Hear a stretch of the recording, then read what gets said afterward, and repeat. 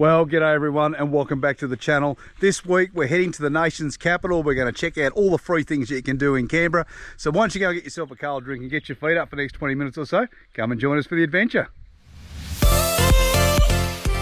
Hi, I'm Steve. And I'm Alison.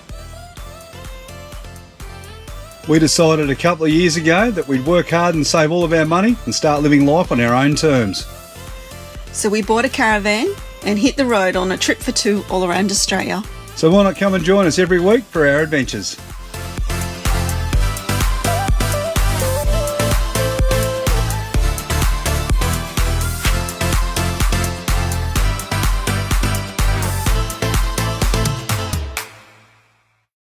So you might remember from last week, we left Grenfell and started making our way towards Canberra. We decided that we'd stop in at Cowra on our way, the home of the infamous Cowra breakout during World War II. And the first place we visited was the information centre to find out what else we could see around the local area. While we're at the information centre, we were able to watch a fantastic display. It's a holographic display. We looked at some old relics from the war and also saw some quirky other items before we headed out to the old prison camp.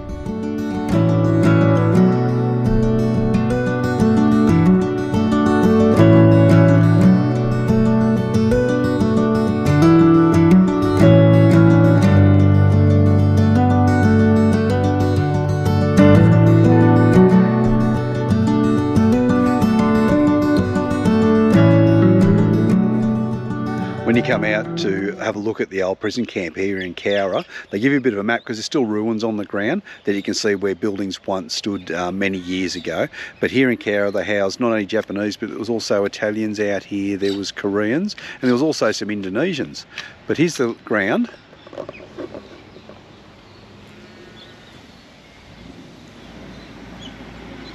There's a set of ruins. We noticed quite a few rabbits hanging around on our way over, and there's a lot of rabbit poop around the outside of these holes under the cement slab, so I can only imagine they're living underneath there.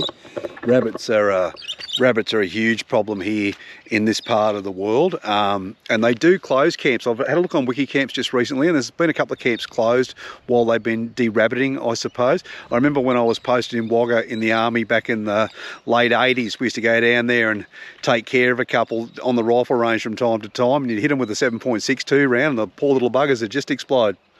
We've come out to the former prisoner of war camp here in Cowra, the site of the infamous Cowra breakout, but rain's pushed us back into the caravan, hasn't it, Al? It's a little heavy, yes. It is. So what I thought I'd do is just give you a bit of a talk about the area, and at the same time we'll just throw some footage in over the top. But it's a great place to come out and visit. There's plenty of old foundations and remains of buildings here that you can come and have a look at. They don't tell you too much about the buildings though, do they? No, but in fairness, we've only done a small bit today because of the weather conditions. Yeah, certainly. Well, we did able to see like where the old hospital was and toilet blocks and those sorts of things, which are fairly apparent when you see them on the ground anyway when you come out. Yes. But the prisoner of war camp here in Cowra started out as an internment camp where they started to bring people once war was declared, I think particularly upon Japan. They rounded up a few Italians and stuff. Yes, so the reason why we had the camp is because Britain asked Australia to take the Italians that were prisoners of war in India. The conditions weren't good, so they came here to Australia into the Cowra area as prisoners of war. Yeah, they did, and then it grew. So as we started to take more prisoners, they come in here, and that's when the Japanese come upon us. So after the bombings in Darwin, we started to capture our first prisoners and bring them down into the prisoner of war camp here in Cowra. Amongst them was a guy that we read about when we were up in Darwin, who was involved in the bombings of Darwin. His name was Hiroshima Hajime, I think that's how you pronounce it. But he came down here and he was later to lead the actual breakout. So I think it was at about 2 o'clock in the morning in August in 1944. He sounded a bugle, which triggered the Great Escape. It happened about, as I said, 2 in the morning. Yes, and away they went. It was about 1,000 prisoners who immediately just took off to try and get over the fences and through a place they called No Man's Land, which was covered by machine gun fire. Unfortunately, our 2 Australian soldiers who were manning the gun that night were in their jammers and their greatcoats, but they run and they made it to their guns and they started to attack the prisoners who were then attacking them. Yes, they defended, yes. Yeah, they certainly did, and they just ripped into them with machine guns for as long as they could hold out. But even with a machine gun, that many people, obviously they were later overcome, and unfortunately both those soldiers died as a result of that action. I think it was 2,000 Japanese prisoners ran towards the guns, and I think 1,000 or so ran towards, in the other direction, towards the other walls for escape. So yeah, they had a plan. They certainly did. About 330 actually managed to get their way out of here, but were later rounded up in the days after the escape. On the night of the escape, 5 Australians were killed. Well, not actually on the night, but during the escape period, 5 Australians were killed. And one guy we particularly want to highlight, his name was Private Shepherd. He was a 52-year-old man who was serving here in Cowra. He was blind in one of his eyes, so he was deemed unfit for active service and only good for guard duty. But he actually lost his life during the escape, didn't he? He did, yes. As a result of him being not fit for active duty, they never recognised him being killed in action. Yes. So that discounted his family from receiving any benefits after the war. And he was a family of, like, he had a wife and he had 3 children. He had 3 children.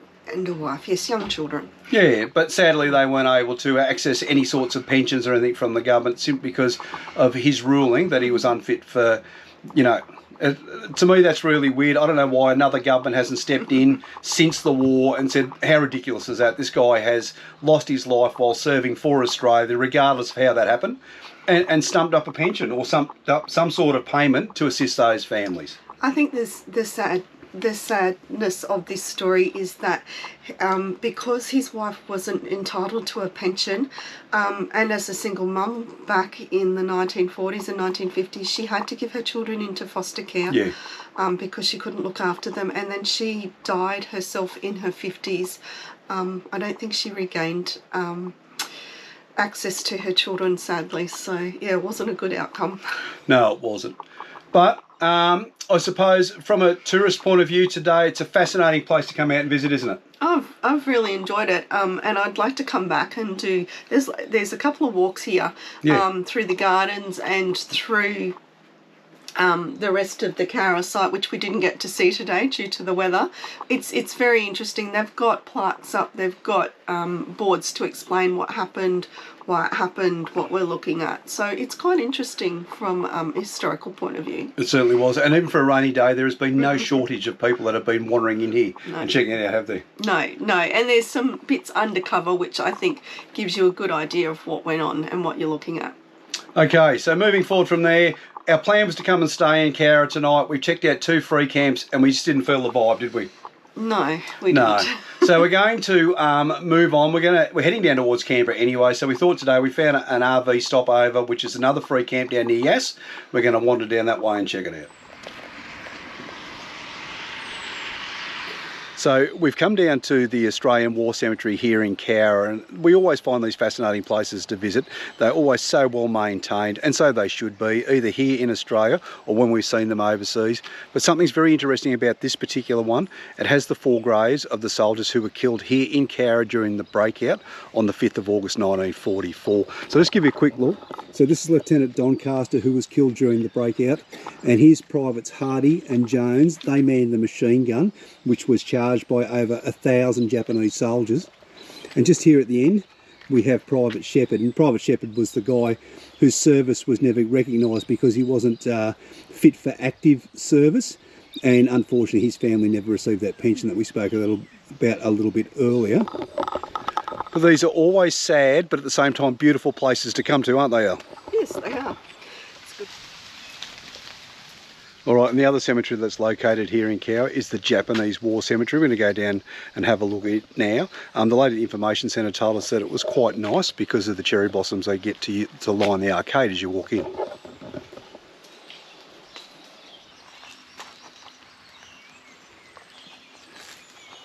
The first thing I've noticed, Al, has been walking around the headstones here in the Cowra War Cemetery for the Japanese, is the age of some of the soldiers. Yes, it's quite interesting to see the ages of the Japanese soldiers. Over in the Western Front with the Australian soldiers, they're all quite young, and it was unusual to see anyone really in their late 20s or 30s. Here, it's unusual to see anyone in their 20s or 30s.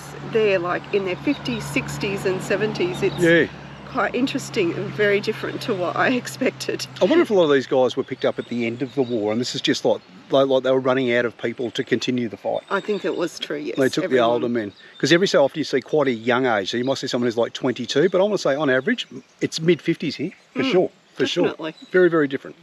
Well, for only the second time on our big lap of Australia, I've had to bust out the wet weather gear. We come down from Cowra because we couldn't find a suitable place to stay, but it was a very fascinating town, and we definitely want to go back and revisit the area at some time in the future.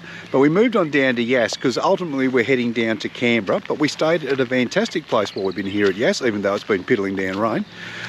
We're at an RV stopover, which is right on the river. When you come into town, this is a free camp. There's access to water here, but not too many other facilities. All I'll say is if it is raining and you come down here, just be mindful of where you set up, because a lot of the areas around here do flood. So here we are, we just set up down by the river under the shade of this tree here, although not too much need for shade today. If you have a look over here, all of this was dry yesterday afternoon, and you can see now it's just a massive puddle. In fact, there was a couple of people camped in that area last night, but I think they moved on early this morning. But other than that, it's a great place to come and stay. And it's a very easy walk into town from here. You just follow the road, go onto the old railway bridge and walk up into the main street where you'll find Aldi's, Woolies, petrol, whatever you like.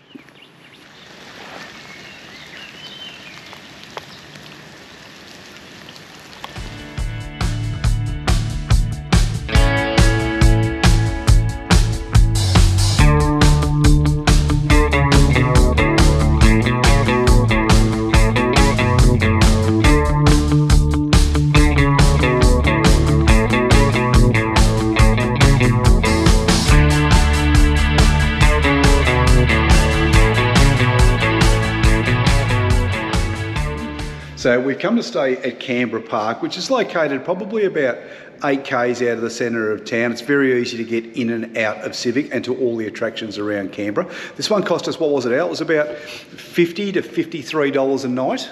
I'm not sure you booked it. I did book it. I think it was about 53, but you probably want to check that because I would say this is quite popular during like the school holidays and Christmas and those sorts of things.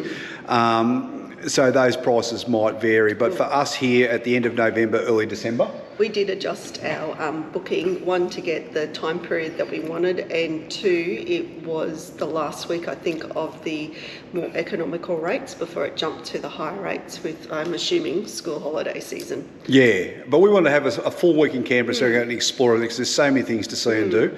And that's what we're going to do on this episode. We're going to look at a lot of the free attractions that you can do around Canberra, and there's plenty of them. So we're going to go and do as many as we can, but we don't want to drive you crazy with all of them. But we're going to go and pick out some good ones that we think that everybody might like. Yes. To get out and see.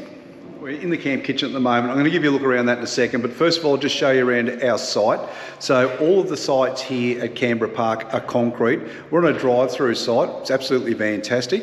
And they even give you a concreted area to hang your awning out over the top. Easy access to the water and the power. Toilets are close by. There's also a dump point here. There's no swimming pool, but there is motel accommodation here, which you might like to stay in if you come and visit Canberra as a cheaper alternative to some of the hotels in town. One of the things that we read in the brochure about Canberra Park before we stayed was it has a state-of-the-art camp kitchen. I've got to say, it's pretty good, isn't it, El? It's very good.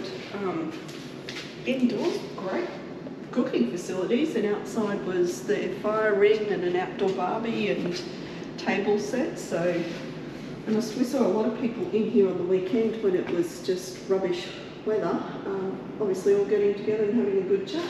Yeah. So yeah, there's plenty of stuff here. There's lots of fridges, there's microwaves, there's a book exchange, there's games, and it's warm in here too, because I think this would be a very cold place to be in winter. Oh, yeah. You wouldn't want to sit outside too much. No, even on a hot day today, like it's 30 degrees today, but there's quite a cool breeze that's still blowing, which is, yes, keeping things nice. Very, wow, it is impressive. Look at those ovens. Well, there's no guessing game here as to where we are on the first stop on our free tour around Canberra. Things aren't exactly free though, are they, Al? No, they're not. You've got to pay for bloody parking everywhere you go, but that's all right. So we're going to jump in, we're going to have a look around Parliament House, we'll film what we can, and then we're going to shoot down to the Mint.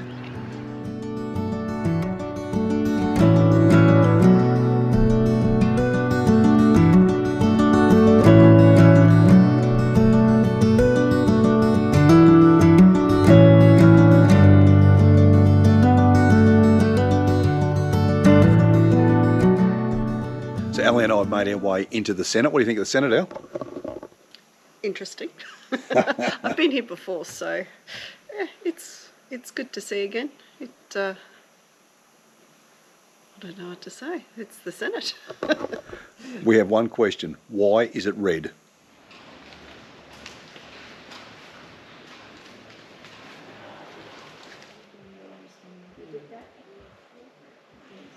So we've made our way into the House of Representatives. This one's green. Once again, we have no idea why.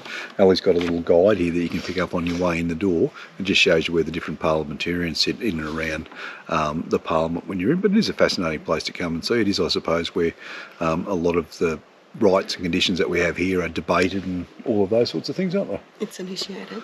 Oh, yeah, they might carry on like some flips from time to time, but the reality is that there's a lot of things that we have in our country a lot of people don't, and a lot of it generates from right here where we are right now.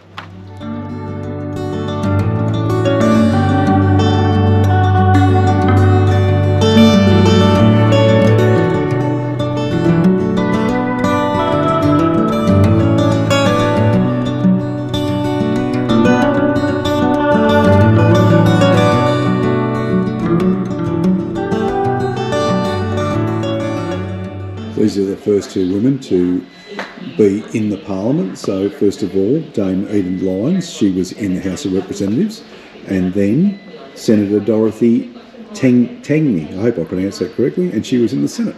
So I was just telling Alison, I come here in about 1989, I think it was. I was in the army at the time. We used to bring army recruits up from Kapuka and take them for a tour around or a look around the War Memorial, and then we bring them up to Parliament House. And whilst we're here at Parliament House, we found a group of tourists who were looking at a picture of a Prime Minister, and this Prime Minister Ford, and wanted to know why he was only in for a week. And I explained to them that every 50 years Australia runs a radio competition, and they allow us just one member of the public to become Prime Minister for a week, and on that year he won. So they might have gone home believing that you can become Prime Minister of Australia simply by ringing up the radio and winning a competition. I don't know if there might be a family resemblance here, Al. Can you pick anything? No. Might be the ears or the bald head.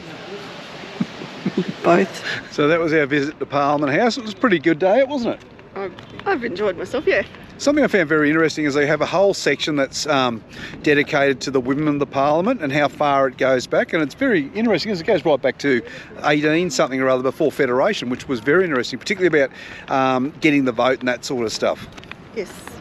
No, it's good to see the history in its different forms. It certainly is. All right, well, we're going to head down to maybe have a bit of lunch and then we'll go to Old Parliament House. Right, here's a big tip.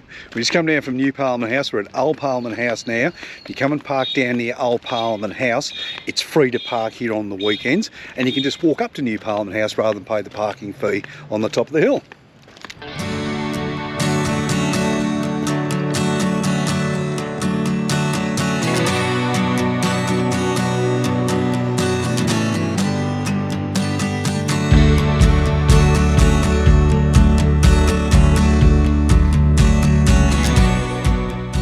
That's about where he would have sat because the PM was there. So yeah, I didn't think about that.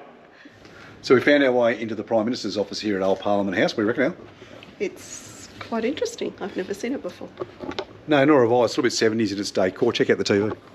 In the most tumultuous day in Australian political history, the Prime Minister has been sacked, the opposition leader has been asked to form a caretaker government, and both houses of Parliament have been dissolved. Party room, another interesting room to come round. Could you imagine the things that went on inside this room as they were preparing for battle in the Senate, and how much grog and cigarettes were smoked in here?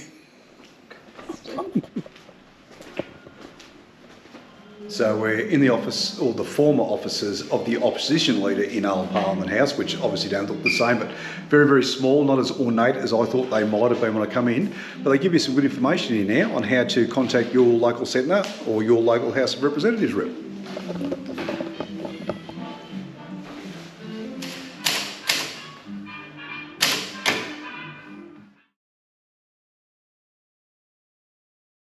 The other thing that's inside of Old Parliament House is the Museum of Australian Democracy. There's full of interactive displays that you can go and check out. You can stand, you can watch, you can touch. And of course, there's some old memorabilia from elections gone by.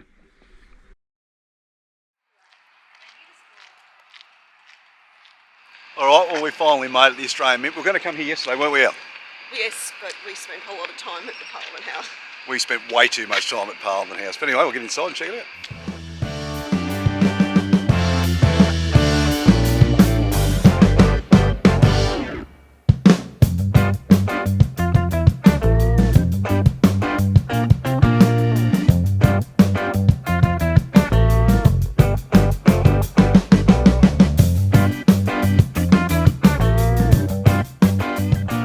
And here it is, the most valuable coin in the country.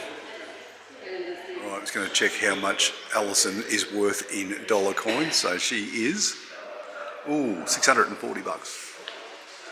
I'm hoping Stephen can earn me a lot of dosh. $680. Could be a bit more. Okay.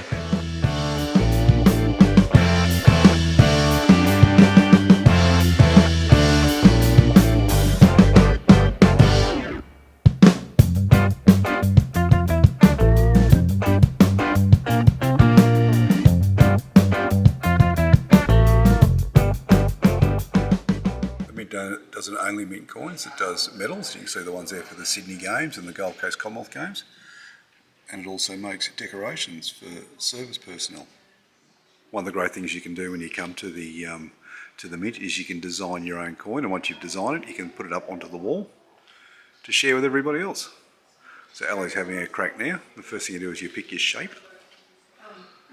Then you pick what colour coin you want to use. And then after that you pick your design. So once you've made your design and you're happy with it, you just hit submit and it sends it to the screen. And here comes Ali's design right now. Very nice, babe.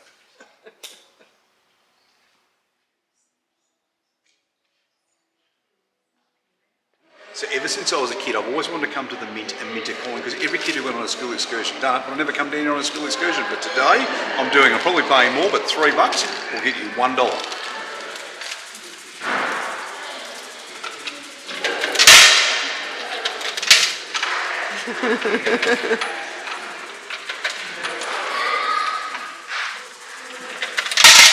Alright, once you're done, press the green button. Watch the magic. Away it goes.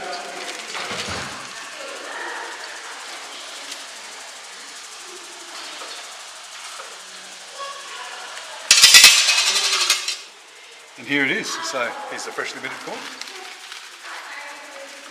Okay, so put it in. This was a fun thing to do while we're at the mint. You either make the money come towards you or it runs away from you. Let's see how Ali goes.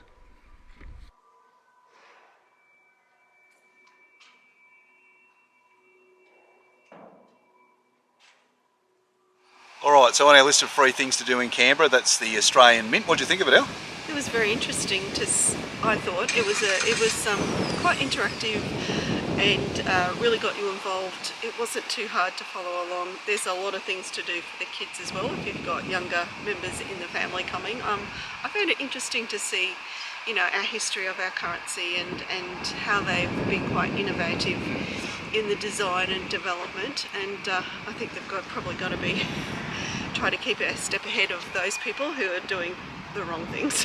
Yeah, and it was interesting to note here that all of our coins are made here. They're not made anywhere else now. I think the Perth Mint still puts out some gold stuff and things like that, but they don't make any of our day-to-day currency. No. All of the coins are made here.